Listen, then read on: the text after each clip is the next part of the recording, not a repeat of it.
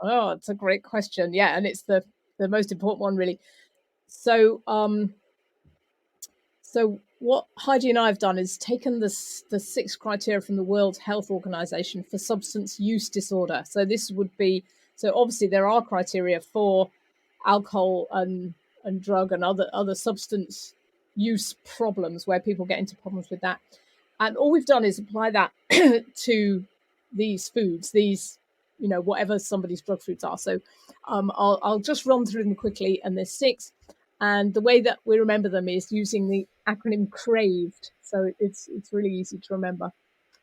So people would you'd just think about, are there any particular foods you think about a lot that you've sort of you feel you might have lost control of your relationship with, you do crave them, etc., etc.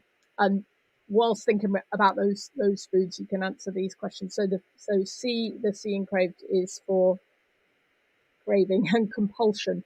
The idea that you have these cravings and then you have these compulsions to eat those foods that are difficult or really impossible to resist. So even though you think, well, you start thinking about ice cream, and then you think, no, I mustn't have the ice cream. It's in the freezer. No, I mustn't have it. Don't think about it. And then you keep that up for about half an hour, and then you cave in and you go to the freezer and find the ice cream or whatever, or you drive to the store and get whatever it is, the thing you've been thinking about, or you make a detour on the way home from work to buy whatever it is. So C is for cravings and compulsion. R is reaching for more, and this is getting at the idea of tolerance, which we all recognize from alcohol. With alcohol, if you have a drink every night, then eventually that doesn't really cut it, so you start having a couple of glasses, and then you're having half a bottle. And so it's a similar thing, really, where you're needing more and more of that substance to get to even sort of feel all right, let alone get that sort of kick that you're looking for, that sort of either mood enhancement or whatever it is that you're a good feeling that you're sort of looking for. This is where the binge eating disorder sort of stuff comes in, where rather than just having one slice of cake and that being a kind of treat, you ended up eating half the cake, the whole cake. You can't just leave half of it, you end up eating all of it. So R is reaching for more. A is activities neglected, and this is really sort of as the problem advances, what happens is that we start thinking more and more about getting the food, eating the food, not feeling so great because we've eaten the food, having those knock-on effects like maybe putting on weight or, feeling bad mentally. So what happens is we start cutting down on the activities that we used to enjoy or engage in with other people, so maybe social things, sporting things with the family, maybe even, engaging at work in the same way as we used to. So A is for activities neglected, and that means that, your world's kind of closing down around the food.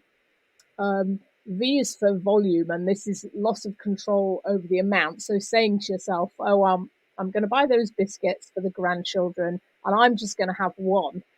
Then you've eaten the whole packet even before the grandchildren have come. So losing control over absolutely over the amount that you eat of those foods.